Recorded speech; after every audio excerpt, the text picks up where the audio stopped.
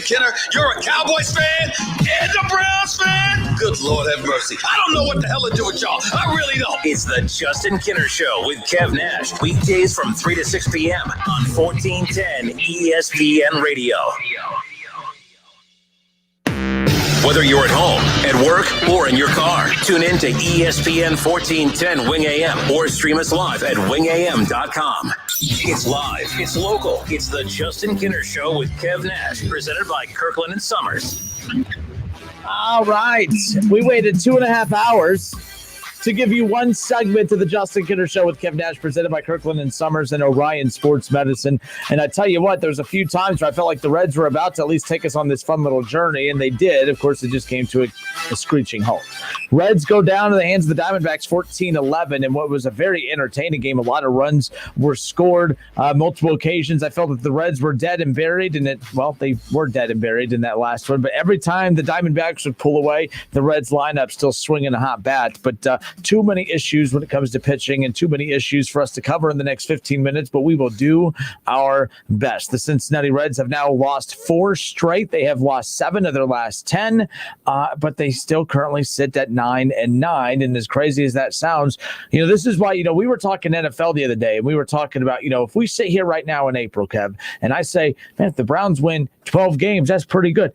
The Browns, when they had won their 11th game last year, it's like that was a hell of an accomplishment. And there still felt like something was missing. It still felt like, but why isn't this being celebrated as much? It's because we focus on, they have 11 wins, but. Mm-hmm. They have 11 wins, but Baker Mayfield. They have 11 wins, but the defense. And that's where the Reds are at right now. Because I keep seeing people on social media, Kev, doing the whole, if you would have asked yourself in February, if the Reds were 9-9, 18 games in, how would you feel about that? I would have said, I feel great about it. Right. But context. That's the theme of the new. That's the new theme of the show. So that it reminded me of during the Browns season when they had won their 11th game, and I'm like, okay, that's cool. They won their 11th game because they clinched the playoff spot. But overall, I'm like 11 wins in the AFC North. And you lost twice to the Ravens, and you split with the Steelers, and that's a tough division to win. And to have 11 wins and to go up against the defenses that they did and everything else. So, but there was still something missing, and people still were not looking at the Browns. I mean, wow, 11 wins, that's a legitimate. It just felt odd. The Reds are 9-9 right now at 500, 18 games into the season. Like I told you in February, if someone would have said, man, if the Reds are at 500 on April 22nd, how would you feel about that? Well, hell, right now with how the Reds have performed in Aprils and years past, I would definitely take it. And I definitely would have said that before. But as we sit here right now, the Reds have lost 7 of their last 10. They just got swept at home to the Arizona Diamondbacks. They gave up 14 runs today. They gave up 8 runs in game 2 and 5 in game 1. 13-4. They gave up 27 runs in 3 games at Great American Ballpark against not a great team. The Diamondbacks are not a great team. They look like they're well on their way to winning a World Series after playing the Cincinnati Reds, but a very frustrating performance, especially after they took 2 or 3 from Cleveland, who has a top 5 pitching staff in baseball. I will say this. It's not the lineup.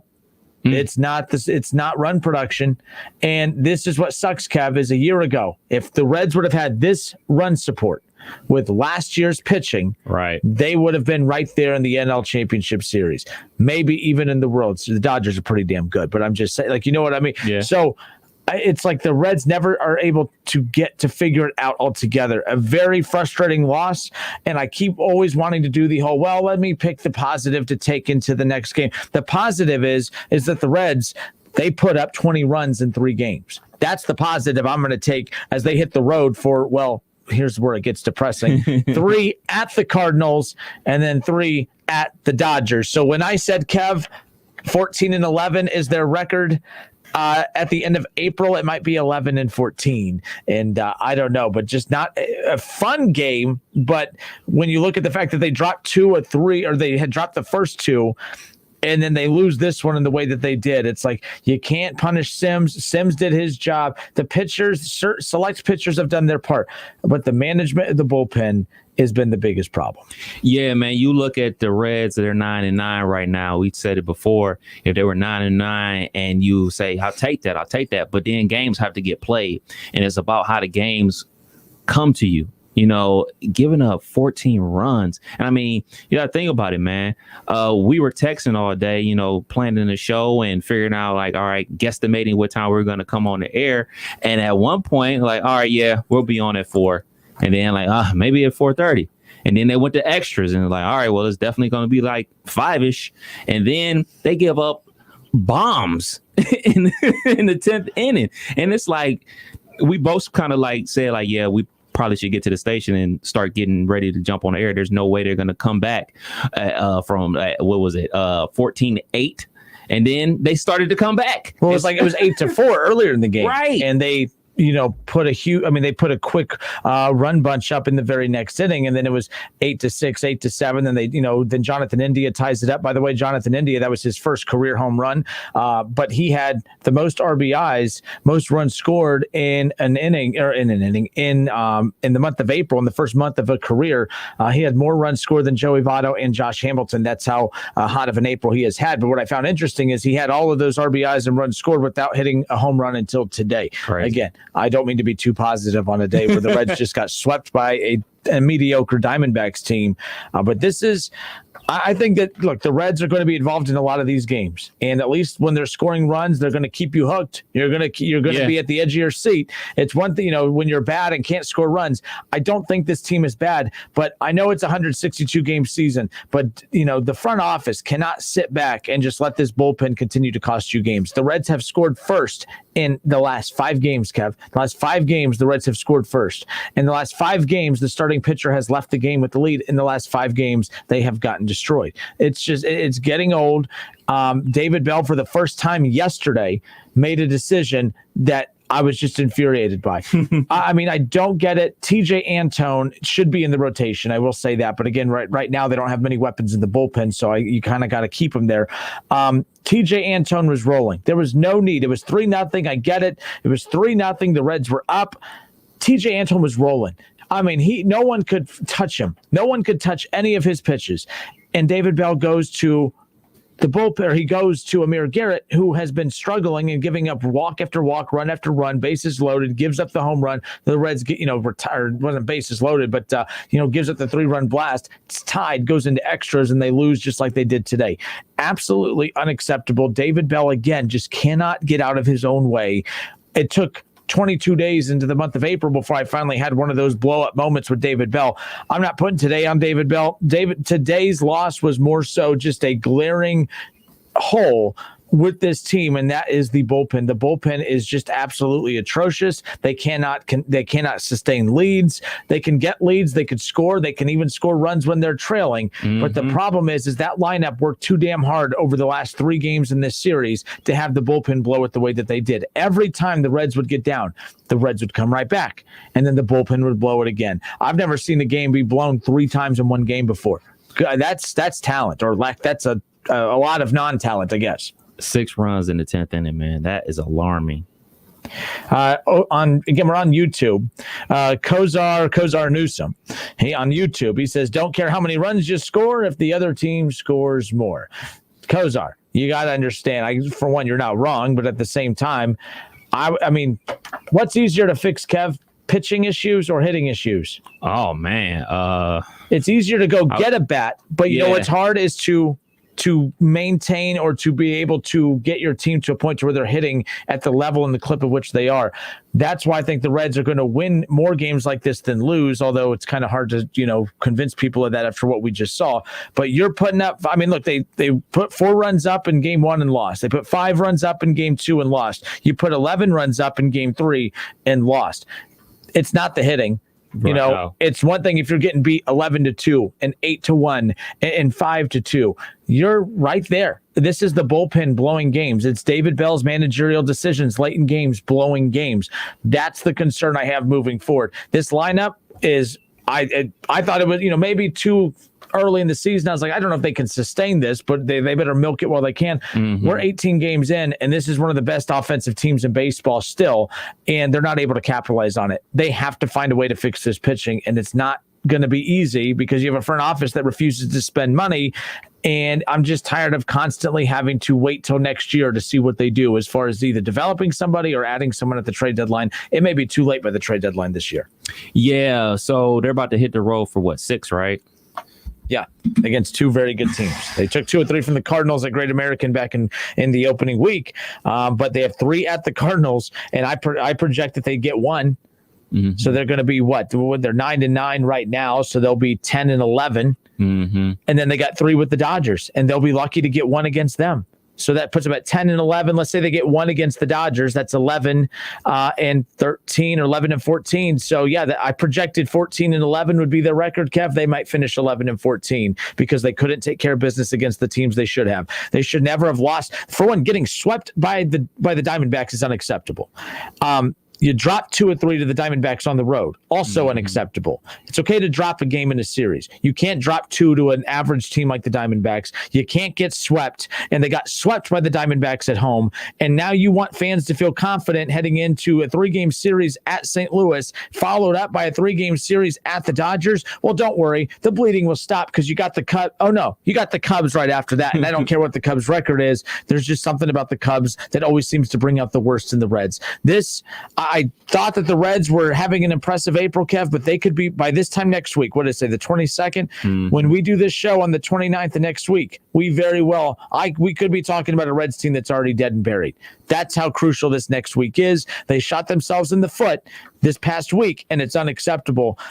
I'm just tired of this. It's the same thing every year. They have talent. You're putting 5-6 runs. You're averaging 6 runs a game. That's what the Dodgers averaged last year, and they got to a World Series. So the offense is doing their part. The lineup is doing their part. It's the pitching and it's the decisions late. And if I see David Bell do one more damn double switch, you know why they're also not winning in extra innings, Kev, is because David Bell will take out he'll take out Jonathan India. He'll take out his starter. He'll take out Winker to bring in guys like Peyton. I agree. He's because he's like, oh man, we got a lefty righty situation, so we got to take Winker out so we could bring the righty in so he can, and then that's fine, David. But when you do that, you sacrifice the entire game for 1 inning. You're going to bring in a less talented Peyton to hit against a lefty. And then what happens when that lefty gets taken out of the game? You're back to a righty, and now you have Peyton, who is not better than Jesse Winker. I am tired of the double switches. I'm tired of always playing for that next matchup, the next inning. You cost yourself big picture. You are constantly taking out your good players with these double switches to bring someone in less talented in because, they might be better against this particular matchup. And then when you go to extra innings, now you have crap players up for the rest of the day. All because you wanted to try and take advantage of that one damn matchup in the 8th inning. I am tired of it. That's what's costing them games too. Yes, it's the bullpen. Yes, it's the pitching. But David damn Bell, I'm just tired of the double switches. The double switches is literally getting on my nerves. I will never understand that, Kev. I just don't get it. It doesn't make any sense. What is wrong with just making a pitching change without having to substitute somebody in? It's like David Bell gets off on that stuff, and I have no clue why. It's very, very frustrating.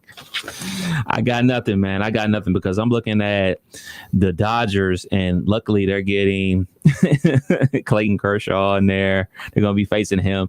It's just the guys that are going to be facing when they play the Dodgers. And obviously everything that goes on when you take on St. Louis. St. Louis is one of the most traditional teams in baseball, and it's a big time matchup. So you look at that, you got 6 games, man. I mean, you got to win 3. If you win 3, people will still be happy. Even if you sweep the Cards and get swept by the Dodgers, figure it out. 3. You got to get 3 of these 6, man. You got to go 500 on the road these next 6 games, man. If you're able to pull that off, you'll be able to keep the Kenners off your back for at least one day. Yeah, too. And, my friend Brady texts and he goes, add in the fact that Naquin's error on a ball he never should have dove for while Senzel is sitting next to David Bell. It's, again, there's guys that should be in the game. Like, I get the purpose of a double switch, but it shouldn't be every game. David Bell is looking at, this next inning, we need to take this guy out and bring him in. He's less talented than him, but he's going to be a better hitting matchup against this particular pitcher. Well, in today's baseball, these guys are brought in for 1 inning and that's it. It's not like you have your starter going for 7 innings, a middle relief guy, and then a closer. It is 7 innings of your starter, or now it's 5 innings of your starter, right. 6th inning reliever, 7th inning reliever, 8th inning reliever, closer. So why are you taking, because once you take a guy out, they can't come back in. So why are you taking Winker out? Why are you taking Senzel and your better players out? It's absolutely ridiculous. He took Castellanos out the other day. They're not only good hitter. They're averaging 6 runs a game, but their hottest hitter that has been the most consistent hitter, you take out because, the matchup next inning favors Peyton more. No. Because then when you go into extra innings or you maybe get the run that you need to cut it to within 1, now you've lessened your attack in the lineup. I can't get behind that. I cannot support it. It's one thing if it's done like every once in a while, but he does it every single game. Kozar on YouTube says, but saying this, I'm expecting a sweep of the Cardinals. As a Cards fan, we are hot garbage. So there's no faith. The Cardinals are in last place, by the way, but crazy. The Reds have lost 7 of the last 10. So yes, last place based on standings, but based on who's playing worse right now, the Reds are not playing good baseball. They got to figure it out. Scott Whetstone on Facebook says, as usual, my opinion is fire David Bell and DFA Amir Garrett. The other problem with Amir Garrett, they're kind of stuck with him. He's out of options. So there is no more sending him to Louisville to get some of those starts to kind of work on some things. He's out of options. He's a major leaguer now. There's no flexibility with him as far as moving him around. That's so you're kind of stuck with him. Luckily, we saw Suarez hit the ball today because I was getting a little uncomfortable to the point of you can't move. We can't bench Suarez. I mean, I know they benched Votto a year ago. Maybe benching Suarez wouldn't be the worst thing for a game or two just to kind of regather a little bit. But I do, I still blame the front office for the struggles of Eugenio Suarez because I think that the hitting issues are stemming from the mental issues of the defensive issues. Right. He's not a shortstop. He was a great teammate and took on a leadership role and said, I'm going to play shortstop because that's what the team needs for us to win games. So he gave it a shot. He is a horrible shortstop. And I hate saying that because it's not like I'm saying he's horrible, but he's not good at shortstop, but he is, making a sacrifice for his team. But he's the one getting beat up for it because I think that the low confidence in his ability to field shortstop is now messing with his mind as he steps into the box, as he steps up to the plate for an at-bat. I don't think it's a coincidence at all that as he has struggled so much defensively that it has killed him mentally, and that is one reason why he has not been able to hit the ball at such a high clip. But he was able to hit a home run today. Top of the order, really carried the Reds. Whetstone also says, fire Bell now, salvage the season. I don't care for David Bell's managerial decisions. I'm not at the fire Bell yet. But if you get to the end of May and this team's buried, I'm not saying he's gone this year. But damn it, if the Yankees move on from Aaron Boone at the end of this season, they better do everything they can to get Aaron Dan Boone as the manager of the Cincinnati Reds. Barry Larkin, don't care. I don't care who they get. But David, this stuff's not working. All the little computer nerds out there who like to talk about the advanced analytics, that's great. And I was quiet. Remember at the beginning, David Bell was doing stuff I didn't care for, but I've always said, if David Bell's decision-making is leading to wins, who the hell is Justin Kinder to think that he should tell David Bell what to do? But I don't think I'm crazy for saying, hey, those decisions you made that cost your team games? Yeah, maybe you shouldn't do that. That doesn't make me a hot take radio host. That makes me a common sense radio host. And I highly suggest that you find a calculator that has a common sense button on it, because clearly there's not an equation to get people to understand that taking your best players out to bring in a less talented player to try to take advantage of a matchup in the 8th inning, knowing that you're not going to have Winker and your best players for extra innings. You can't fix stupid. You just can't. Mike Nympher on Facebook says, we could afford a closer if we weren't paying Terrence and Phillip on first base $25 million. Look, bottom line is right now the Reds have money. They're trying to sit there and hide and act like they don't have money because of the pandemic. You have money. They're afraid to spend it because they're thinking big picture of how they can try to save some money moving forward. And the problem is they have a lineup that is hitting really, really well. Right. And Joey Votto. And Joey Votto is hitting really, really well. I wish, when I complain about Joey Votto, He responds by actually playing well.